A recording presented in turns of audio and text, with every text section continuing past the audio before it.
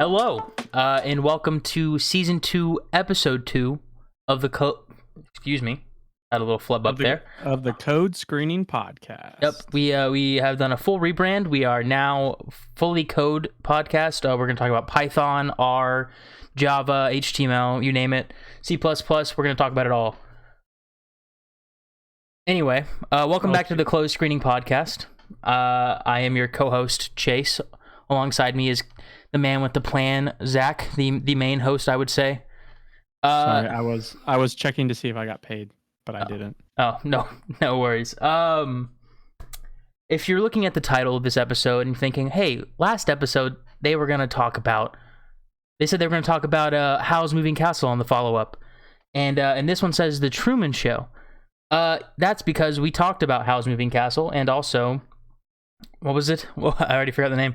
The Power of the Dog. The Power of the Dog. Power of the Dog. However, since I am doing the recording on my end, I forgot to record Zach's audio for both episodes. So those episodes have been scrapped. And instead of trying to recapture the magic that those episodes were, we've decided to just kind of move forward and talk about a different film. So I got to choose, and I decided to choose one of my favorite films of all time, probably easily in my top 10, maybe my top 5, The Truman Show. Before we get into it, okay, I think we should acknowledge the Power of the Dog. Of course. 5 minutes. Sure. Maybe not even that. Let me see if I can find my old notes for it. If you're wondering, if you're sitting there going, "What the hell is that movie?" I wouldn't blame you. It's a Netflix Western that kind of went under the radar for the last couple months. When did it come out? November? We figured that out? I think I can look it up real fast. Excuse me. Power of the Dog came out in November 17th, 2021 is the release date on the Google page. Yeah. We don't have to spoil anything about it. No. Let me see if I have my notes. No, don't worry about it. I'm pretty sure we both wouldn't recommend this to the average audience. No, I don't think so. But it'll probably be a short list for the Oscars. So if you're trying to do your little checklist, then do that. Then watch it. It was okay. Yeah, it was pretty good. It was definitely very slow in the first half. I think that was one of the big takeaways from that film. Visually, it was stunning. There's an incredible scene with a hula hoop, and I'll leave it at that. I was looking at the Letterboxd reviews, and I saw my favorite review. It was the masculine urge to angrily hula hoop outside or something like that. It was really good. Yeah, I saw that. Is there anything else we want to dive into on the Power of the Dog before we hop into the Truman Show? Benedict Cumberbatch did pretty well. Yeah, I would agree. He definitely played the greaseball pretty well. Hold on. I'm trying to figure out when. Okay, if for you Oscar/Academy Award fans, February 8th is the shortlist reveal. There you go. I like the Oscars, especially last year. It's kind of funny. When there were multi-millionaires telling us to stay at home when they were all sitting in a giant room without masks on. Very hot take. They can afford all the ivermectin they need, so I think they're fine. Uh-oh, Joe Rogan's here. Look, I think we might have to pull a Neil Young on Spotify. I was about to say. Apparently they've lost like over $2 billion for people. Those Neil Young fans are vicious. I saw today, I think they put out, like, as of recording today, we're recording January 31st, in case anyone's wondering. Today I saw that Spotify had put out, like, they're implementing a new policy where I think if you spread potentially harmful, like, medical misinformation, you could be have your music or podcast or whatever stripped from the platform. So unless you're Joe Rogan. Yeah, unless you got paid $300 million for a deal. Yeah, they're not gonna just lose all that money, because I'm sure that'll be a legal battle, and I'm sure Joe will get paid. I'm in the minority here. I actually like some of the people that Joe Rogan has on his podcast. I literally only watch the clips on YouTube. I do think a lot of people he has on are interesting for the most part. I think there are some people that are a little problematic, but it is what it is. My recommendation for the day. Let's hear it. Not a movie called. It's a book. I think it's called Why We Sleep. Most fascinating book I've ever read. I think I was listening to the TMG podcast, and Cody Ko actually recommended that book. But since you recommended it, I think I'll actually now listen to it. Now I don't give a shit about what Cody Ko has to say about books. Hot take. I'm kidding. I love Cody. He'll never see this, so who cares? What if he's one of our 6 listeners on the last episode? Could be. I guess I didn't listen to it. Did you listen to it? I may have listened to it just so I could improve. I'm trying to build my craft. So he has now it's a 1 in 5 chance. 1 in 5 chance. But of our 6 listeners, it could be him. But could be 5 out of 6 could be him. That's true. Hey, maybe you should email it to him. Yeah, I'll email it to him and Noel. I guess real quick, I'll give a recommendation before we get all in on the Truman Show. Emma and I on Friday went and saw Belle, the anime movie, the reimagining of Beauty and the Beast, and I loved it. I loved everything about it. I thought it was visually stunning. The music is incredible if you watch it in Japanese. I listened to the English sound, I guess the English version of the main theme song for the film, and it's okay, but it's there's something weird about singing English in the same cadence as a Japanese singing. It just sounds very kind of awkward. Nothing against the girl who sung the song. I'm sure she's a great actress and a great singer, but it just sounded weird. But the one thing I really wanted to say about it was they use a combination of traditional digital animation, and then they use computer graphic animation, and I hate CG anime as a whole. I hated the Berserk adaptation. I hate it vehemently, but in this one instance, I thought it worked really well. I thought it was beautiful, and I thought it added to the story and added to the world they built really well. So that's my recommendation. Check it out. It's really good. All right, I'll trust you. Never watched anime in my life. It's not super anime. I think it's fairly accessible to a Western audience. All right, let's move on to the Truman Show, shall we? Let's do it. Fun fact: this movie was released 15 or 16. How many days of the month are in May? 31. That's a good question. We were both born in May. We should know this. There are 31 days in May. Okay, this movie came out when you were 16 days old, by the way. Actually, it came out, I was younger than that. It came out, it says it was June 1st. Were you not born May 20th? May 29th, baby. Oh, 29th. I was, what? Let's see. 2 days old. You were... Or 1 day old, 2 days old, 3 days old, whatever, math. 3 days old. I was about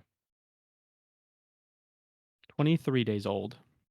We were young bucks, and I knew this movie would be great even then. I knew it would slap. Mm-hmm. So if you're wondering, what year were these 2 handsome professionals born? May 1998. 1998, May 29th. If you want my social security, just DM me on Twitter. I'll be live streaming my social security on Amazon. I'm live streaming my social security on Facebook Gaming. Nobody will ever see it, so I'm not worried about it. Suck it, Zuckerberg. All right. The Truman Show. All right. Stars Jim Carrey as Truman, Ed Harris as Christoph, Laura Linney as Meryl, and I hope I don't butcher his last name. Noah Emmerich as Marlon. I think that's pretty much all the important people. Yeah, there's a lot more. I would say his sort of lover was kind of important, but she only has a couple of words of dialogue. Yeah. If you're one of the 6 people that listen to this podcast and have no idea what this movie is, I wrote a little 1-sentence little summary. I said the film follows Truman, a man who has had his whole life broadcasted as a network television show, as he uncovers the truth of his artificial life. I think that puts it pretty well. Just some more housekeeping stuff about the film. 8.1 on IMDb, the 166th film of all time on the platform, and it has a 95% critic rating on Rotten Tomatoes. Now it was nominated for 3 Oscars. How do you do your 3s? like that, like just. You do like No, that? I'm not the German three like in Inglorious Bastard, like Tri Glazer or whatever. Just a classic Um, American Ed, three. the good old American Three. Damn straight. Nominated for 3 Oscars with Ed Harris, Best Supporting Actor, Peter Weir as Best Director, and Andrew Nichol as this is the old uh, writing screenwriting category is Best Writing for a Screenplay written directly for the screen. That is a long ass name. Yeah, instead of Best Screenplay, Best Original Screenplay. Jim Carrey didn't get any noms. No. I mean, him and Ed Harris really carried this film. Ed's a little bitch in this movie. I think he plays the narcissistic director like incredibly well. I read that there was a deleted scene where they go into Christoph that he gained fame from following a homeless man around and recording him Oh my and turn god, it into a documentary. that seems almost like something that would happen now. No, okay. So basically, the film follows Truman as his whole world is turned upside down when the catalyst for the film is a giant light, a prop light, falls from the sky, and that makes him like hyper aware of his surroundings, where he slowly finds out that his whole life is just a TV show. I don't know if he doesn't ever really put that he's on a TV show. He just finds out that his whole life is artificial and that no one in his life actually cares about him and they're all playing a role.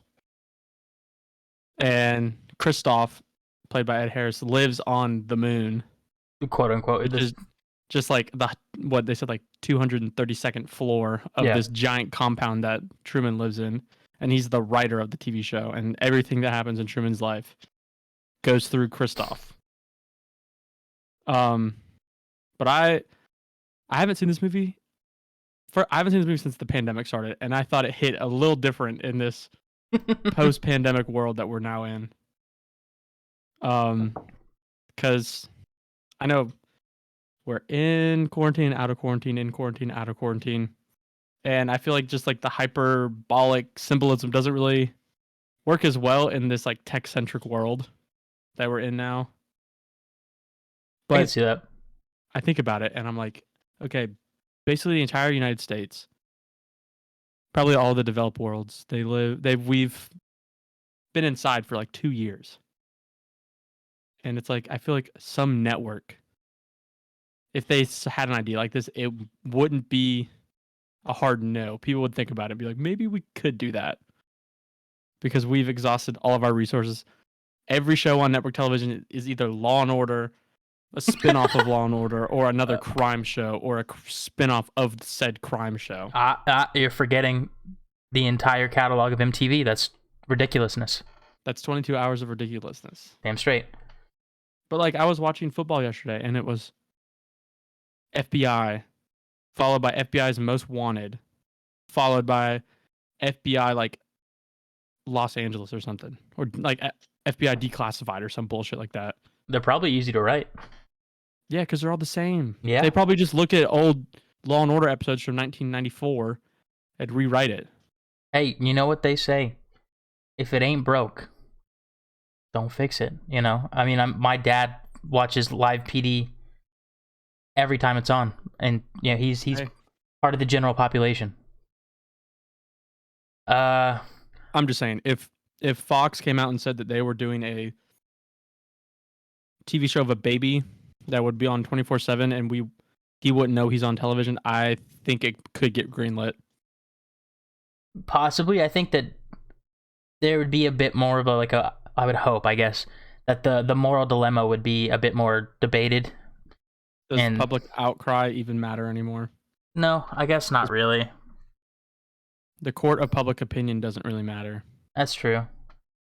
Yeah, I guess I could definitely see this potentially becoming a reality. I don't think it probably ever will, but there is probably some shred of shred of whatever the word is that this could actually happen. Yeah, I mean, back in 23 years ago when this film came out, I guess almost 24 years, it was definitely a critique of capitalism as a whole. Yeah, I can And see it's that. like I feel like the film like makes sure to go out of its way to show you how like grotesque advertisements are in this film. Yeah, yeah. I have in my notes the capitalist twins that put Yeah, him in like front of that billboard every time. um and it's like I don't know, it's like back I was a baby, a wee lad back in the day, but I'm sure that advertisements weren't as like over the top as they are now. Like at work we have we have a Amazon pad. When you open up to like the lock screen, there's an advertisement on a product that you already own. For Amazon? It's an Amazon whatever their tablets are called. Hmm. You click it open before you're at the lock screen, some sort of ad pops up. Capitalist dystopia, man. And it's like we're going to be getting to the point where I mean, companies even want to make money so bad that you're going to have a character start reading off. It already happens. You'll have mhm. characters read off all the benefits of why they're drinking this sort of coffee. I mean, look at films like, I mean, I guess to some degree, like Ready Player One and Space Jam, A New Legacy. I mean, those films are pretty much just to flex and remind people about the properties and I guess in some way advertise the properties that those studios own. Mm-hmm. Which I don't even want to talk about Space Jam. I was listening to a podcast about it today. Was it the close screening? No, unfortunately, I already listened to that episode. um, yeah, but I feel like the corporations are almost just as important as Truman because I the guess only person that's above like Christoph is the head of the network who's only seen a couple times. mhm. And then guess it was Christoph himself when Truman finally when he starts to escape and no one can find him and they turn off the broadcast for the first time in 30 years. Everyone's freaking out, but his first thought is the ratings. Yeah, Like they said the ratings have never been this good. yeah, they've never gotten better ratings than with this screen. I think is almost exactly what he said. I do want to have you. I guess sticking with the product placement stuff. Have you seen the theory about Marlon was an alcoholic, and they still force him to like advertise the alcohol, like the beer. Like his whole purpose is, besides being the friend, it's just a vessel for holding like, beer label out to screen. Mm-hmm. I haven't heard that theory.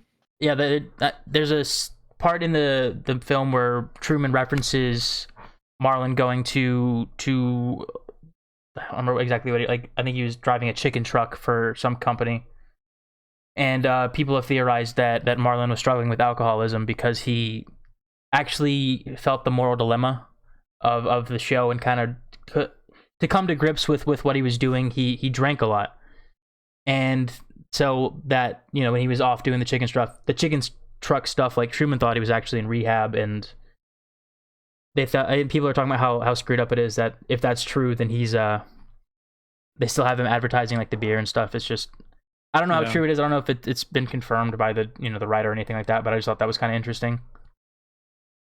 Could be. Could be. Could not be. Fan theories are nuts. Like like the one more thing about like corporations and a capitalist critique. Like you've seen you're a big history guy. A little bit. I thought you were. No, I could be mistaken. Emma's big history girl. But lawyers and corporations have always argued that they're their own entity and they should be treated as the individual. And then Truman is the natural progression in that is that they're the first corporation to adopt a child. Yeah, I was about to talk about that. He's the product of the next step of capitalism. But yeah, I have a whole section on the details that make this film better with every watch. I feel like the film wants you to just rewatch it so you can study every piece of every frame, and it's almost like a challenge for you to be like, all right, let's see if we can find every single camera in this frame. Oh, that is. Sorry. Oh no! Burp break real quick. Sorry, guys. Burp break.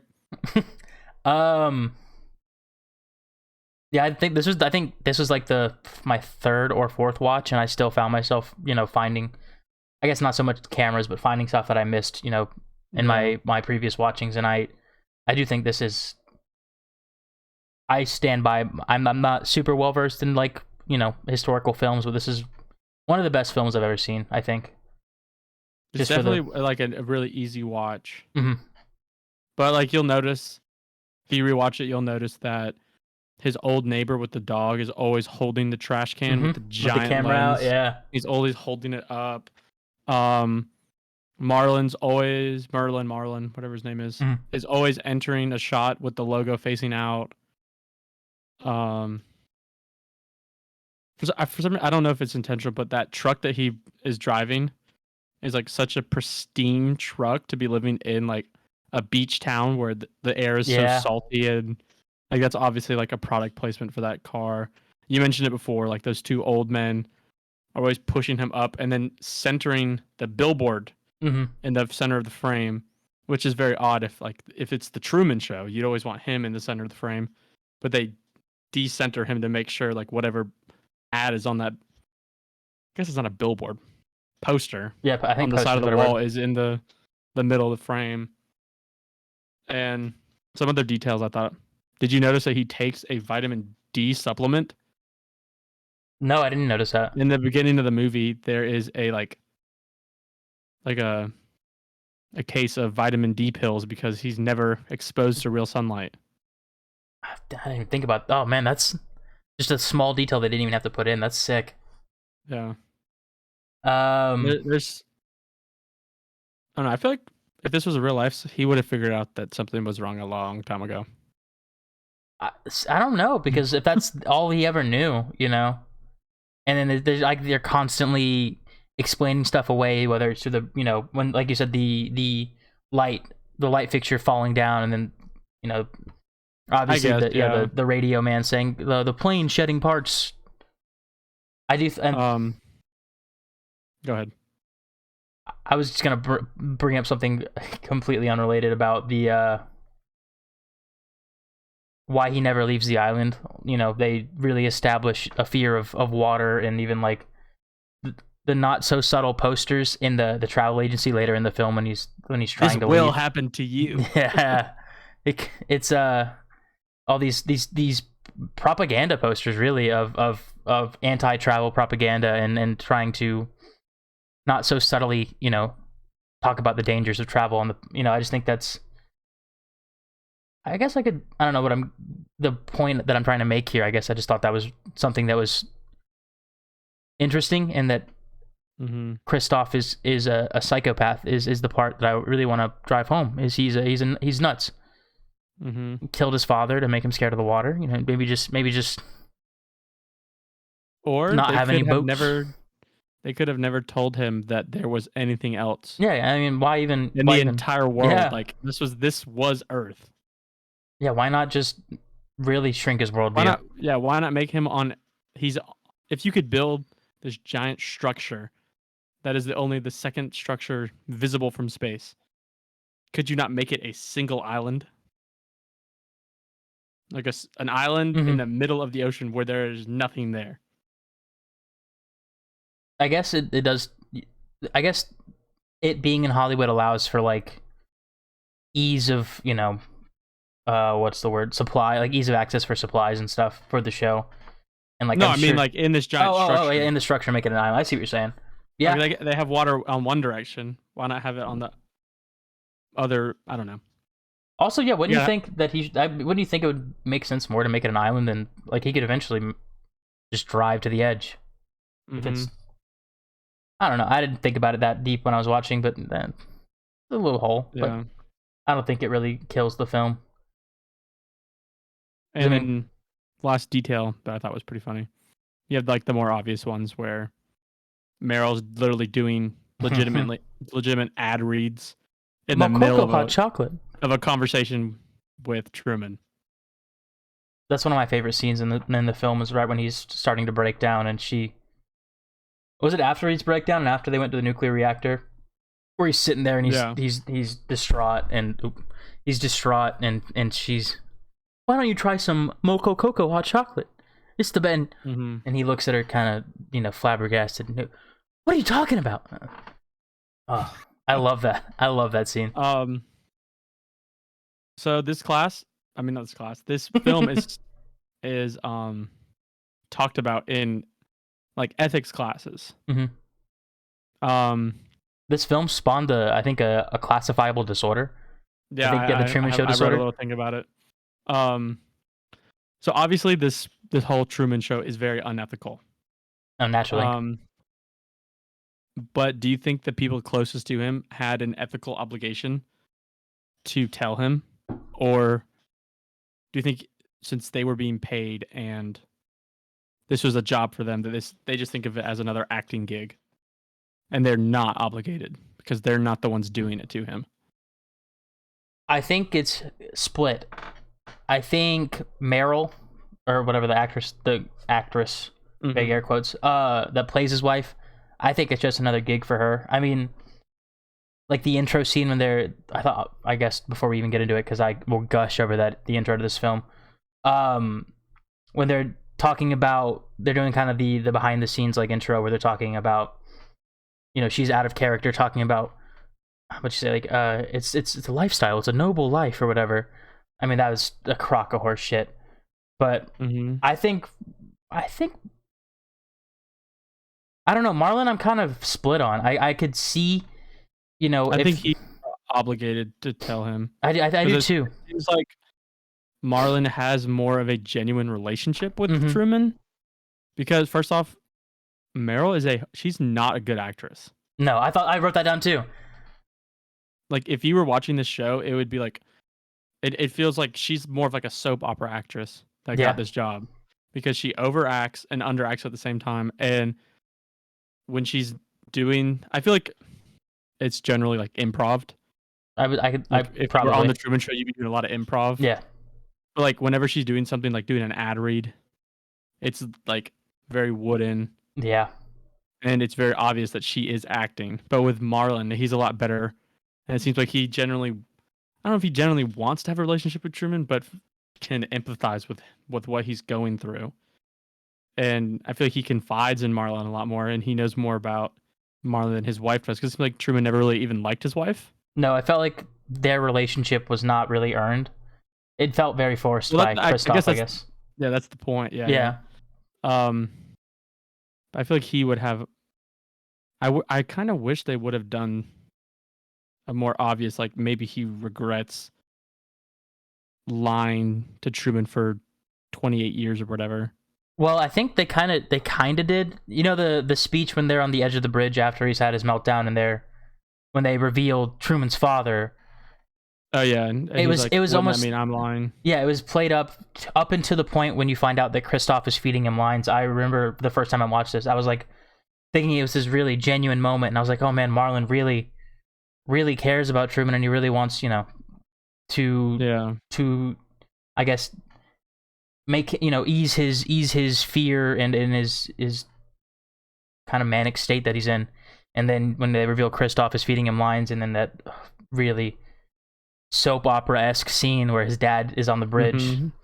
That I think kind of shattered it for me a little bit. I kind of felt deflated when I saw that, and I was like, oh man, Marlon's almost as bad as Meryl, really. Well, and Kristoff is obviously thinks that he is running like an ethical, almost like experiment. Yeah. Because I mean, Truman, he lives in a great house. He's got a serviceable wife. Has a good job. He's got 3 meals a day. Got a best friend. So like Kristoff says he's doing better than most. He's got security. So he would argue that what he's doing unethical as it is, he's giving this guy a life. Because Truman at the end of the day was an unwanted baby. Yeah. I guess like when Sylvia calls and Kristoff goes on his kind of moral high horse soapbox. I guess you really do get a view as to how Kristoff views this, and how the world is your world, Sylvia, is evil, as he says, and the world he's created for Christoph is, or not Christoph, for Truman is how the world should be, which Yeah. it is kind of, I guess, perplexing. All right, I'll throw another one out for you. Let's Is Meryl, is she a prostitute? What? What? She's getting paid to have sex with Truman. Oh. And Christoph states in an interview that his goal for the season was to have an on-air conception. So she's agreed to have a baby for the enjoyment of the masses. I don't think she's a prostitute. I would say not in like the word of the prostitute. Like, no, I know, you but think like as a prostitute. I think, as much as I hate to give credence to the fictional actress that plays Meryl, she's doing it for the craft. She's doing it for the show. She's going all in. I mean, I'm sure she had a say in it, you know. Does she have a say in it? I guess probably not. Actually, not think about it, because I think, man, that is. I think Is maybe he her pimp? maybe. I mean, maybe she bought into Christoph's, narcissistic delusion.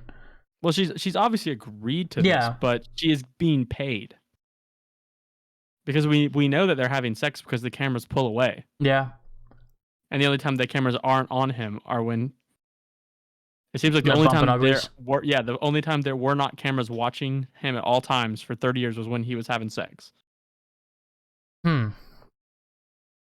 That is an interesting. I'm gonna stick to no. I think it's more than that. I think it's. I guess it doesn't seem like they have a very frequent sex life, at least in the brief view we got to watch. So now I'm thinking. Now you got me thinking, like, when they do show the scene, when they pull the scene where Meryl sort of seduces Truman at the beginning of the film. Was Christoph in her ear being like, "All right, get him in bed"? Probably. So I you know what? He controls everything. After thinking about it a little more, I think in a sense of the word, she's a prostitute, sort of. Money is being exchanged for sex. Because it seems like she has nothing in common. Like, she doesn't like him. Yeah, I think you're right. And she's easily annoyed by him. Yeah, I mean, even Truman can tell that she can't stand him. Yeah. Just going out there. And this new woman they bring in has obviously another part of that cycle, because he states after Meryl leaves the show that their goal of an on-air conception is still, like, in the works. That's the price of fame, I guess. Yeah, I guess in this world, and I guess in the world where the Truman Show exists, sometimes you got to do what you got to do. I mean, it's the biggest show in the world, so if you gotta sleep with Truman Burbank to get your 5 minutes, you get a check and you get some exposure. The ending of this film, I really don't think it's as bright as it wants to be. Can you elaborate on that? Because I feel like Truman wants to live a normal life, but as soon as he walks out those doors, everyone knows where he is. They're gonna come flocking to him. I know that the girl that was in love with him, I forget her name, Sylvia, that got kicked off the Sylvia. She's running down to him. But there's no way he's going to ever be able to live this normal life. No, I mean, he's the most famous person in the world. Did you watch the YouTube video by Make Better Media?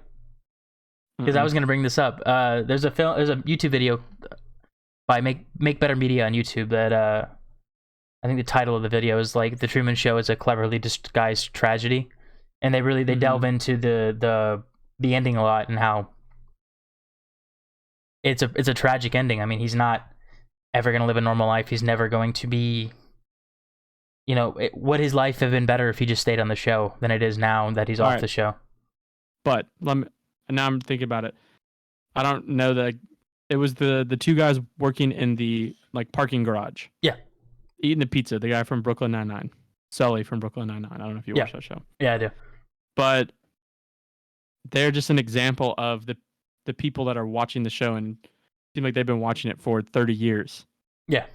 But the moment that the transmission ceases, they don't even think to analyze what they've watched for 30 years. No, there's like, what else is on TV? They just say, what else is on? Which is like... Is that a commentary on the... Maybe he... Well, obviously, yeah. Yeah. It's obviously a commentary of the consumer mindset of gimme, gimme, gimme, gimme. I need to have something on to numb the pain that is life. I mean, obviously, I think whenever, if this were to be... I mean, obviously, this is supposed to be an exact replica of, the world that this movie was... The world at the time that this movie was created, and obviously we were infants in the 90s, but I would assume Truman would do his, the classic late night talk show circuit, probably some morning show circuits, and then... Do you think he would, though? I don't know if he would. He just wants to go to Fiji. Everybody will be in Fiji if that's where he's going. I don't know. I think I kind of like have this hope in the back of my mind that, like, I mean, there's clearly a group that sees the ethical dilemma in this. I mean, Sylvia was a part of it with her How Will It End pen that they show. I think they're kind of trying to establish this, that maybe there's this group of people that are obviously want the show to end, and maybe they've taken that into account as to how is he going to assimilate into, the real world once he's off the show. And maybe they've kind of set up some, obviously this is completely speculation, but maybe they've set up some, I don't know, system or crash course on how to integrate into, the real world. I don't know as much. I don't think integration into the real world would be, because he lives in like a version of the real world. Like, there was nothing that we saw of that society that was different from what a normal like insurance agent would do. I feel like it'd be more of just reacclimating to now knowing that you're famous. That I guess I was thinking in the sense of, like, in Christoph's world that he created for Truman, there's no crime, there's no, there's no horrors of the real world. Yeah, maybe. But I think there will be some, there will be some parts of the outside world that would be foreign to Truman. Even something as simple as like a subway. True. Hopefully he just gets to move to Fiji. That's the end goal for everybody. Isn't the group that is trying to free Truman just a bigger part of his fandom in and of itself? They're still idolizing him, and even though they want to get him out, they're still going to be like fanboying over him. Yeah, the fact that they have him. Truman can't win. No, yeah, I think no matter what happens, I think life is going to be very hard for Truman once he walks out that door. After he walked out the door. Truman Show 2. That would ruin it for me. But I wrote a little thing about it's called The Truman Show Delusion, also known as Truman Syndrome, coined by Joel and Ian Gold. One was like, one was a psychologist and one was another fancy person. And its patients have cited the film as an example of what they are personally going through in their delusions. And they think that they're on a reality show where everyone around them are actors and the wider population are watching their day-to-day lives. It's not officially like classified as like classified as a like disorder. Mm-hmm. But I mean, probably never will because it's been 25 years almost. But people do have delusions that they are being Trumaned. Can I confide something in the podcast and with you, Zach? Are you being Truman Showed? No, when I was younger, definitely not. I'm sure to the degree that like the subjects of this study or whatever it was were feeling it. But there was a time in my life when I was younger, when I was probably 12, 13 years old, where I kind of thought to myself, like, before I'd even seen this film, I wanna put that in there. I had thought to myself, what if I'm the main character of some show, which is so fucking stupid looking back on, but What I if you think are? for like, I mean, there's no way to tell for sure. What if there are aliens watching us, like in Futurama? Maybe we're all Sims That'd being be played nice. by a We don't need to get Martian. we don't need to get into simulation theory here. But yeah, when I was younger, I for like probably 2 or 3 weeks would like For 2 or 3 weeks. I swear to God, I like had this like thought every now and then that would pop into my head, kind of like an intrusive thought that I was just like, oh shit, they're watching. I gotta do something normal, or like I gotta do something so that they would like. Or if I did something embarrassing, I was like, oh shit, what if people are watching me right now? What Maybe if I I shouldn't get have. fired? Maybe I shouldn't have helicoptered my little thing around while I Oh got my out of the God. shower. But yeah, that Dang, was go talk to Joel and Ian Gold, and they'll tell you what to think about that. maybe I'll hit them up. Maybe I'll shoot them an email. Help. Help me. I am Truman. So you said this is in your top 10? Yeah, Top 5? maybe I'd have to Top rank. top 3? Probably not. Could be, but So probably not. anywhere from 4 to 10. Yep. So what would you rate this movie? Higher, more or less than a 9?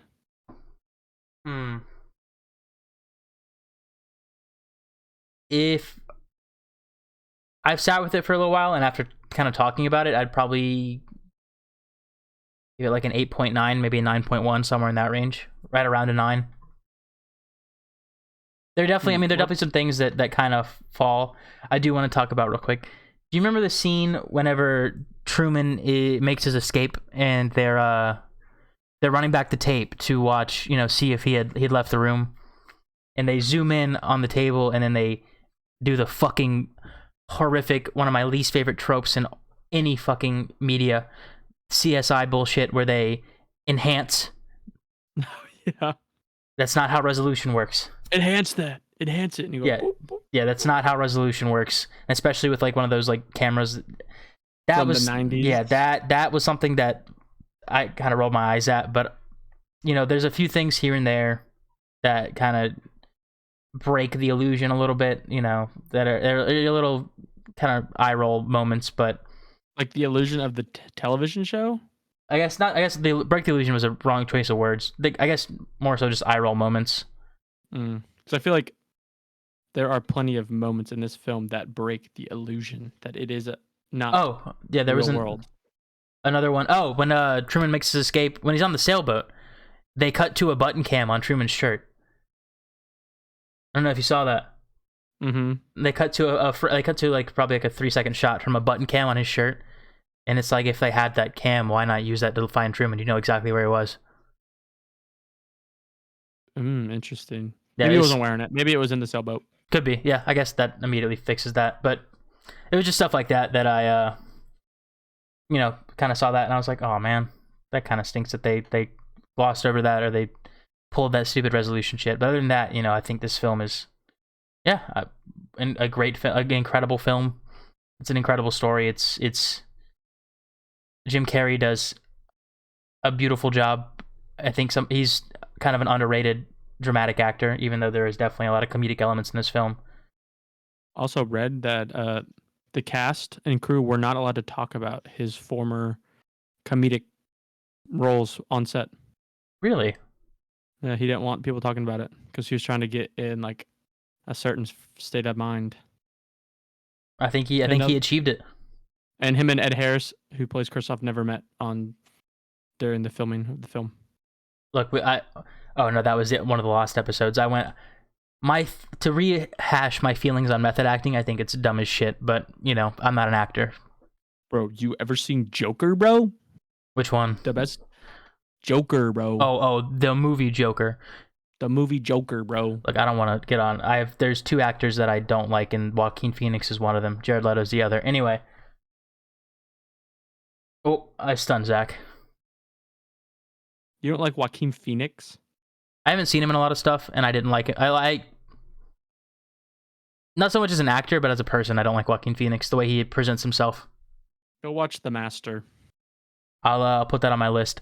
I guess Jared Leto as a whole, I hate him as an actor and the way he presents himself. But Joaquin Phoenix more so. Like I've watched a few interviews with him, and he just kind of has almost this air of like superiority. I think it kind of stems from nothing against vegans, but he's very like superiority vegan person. Anyway, let's not go off the rails a little bit here.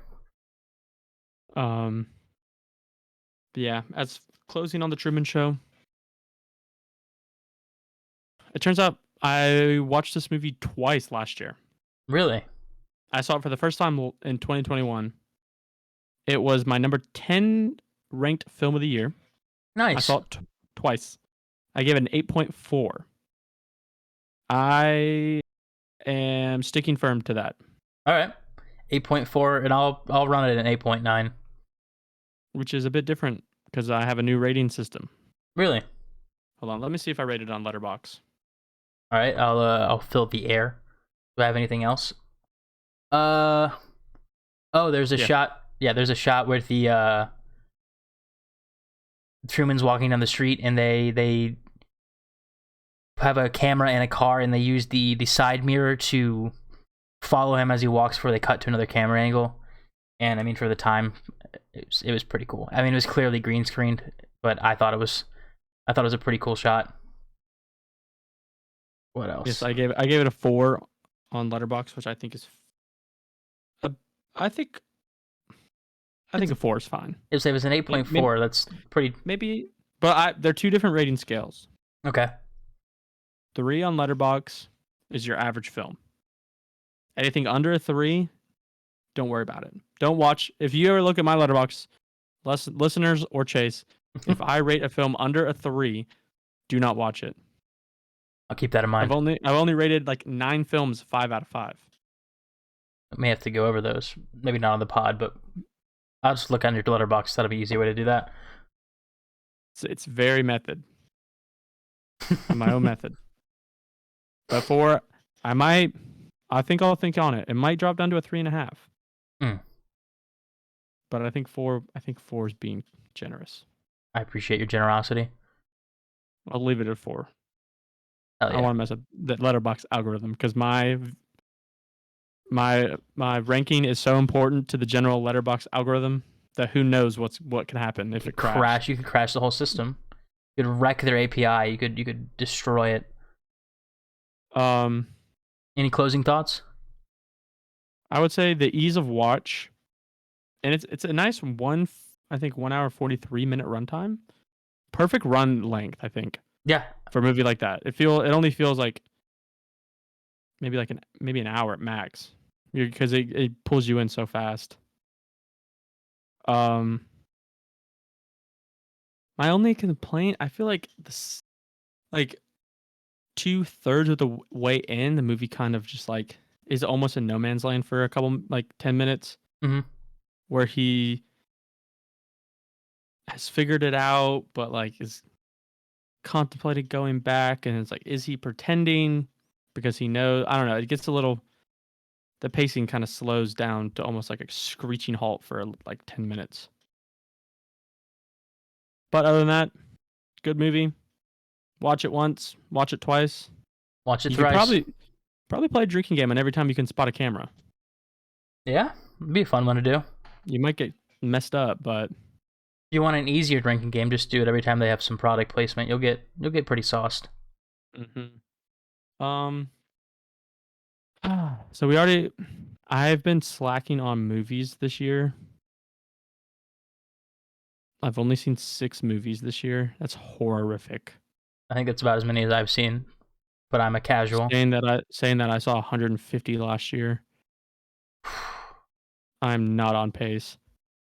You gotta have some binging sessions. Yeah, I work every day now, so I'm Be almost like a full adult. You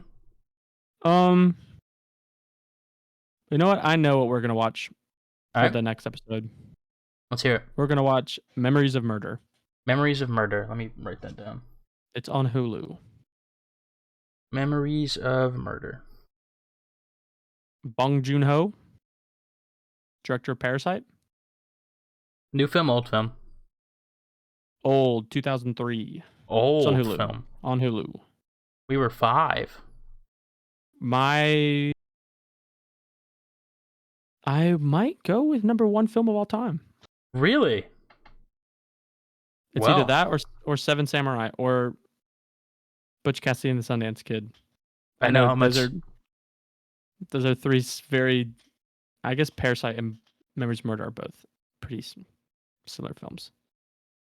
Or Back to the Future. Those are my top 4 on Letterboxd anyway. Nice. So yeah, that's all I got to say. Truman Show, great film. Best film we've reviewed on the podcast, I think, ever, maybe. I hope so. I hope I can have that honor in season 2, episode 2.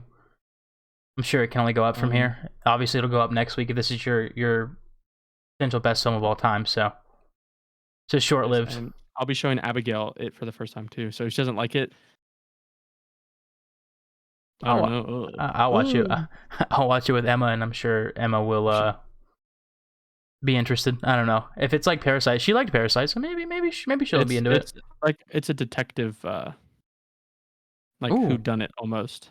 She I think one of her favorite movies of all time is the old Clue movie. So it's not like I know whodunit. It's like kind of like Seven in a way.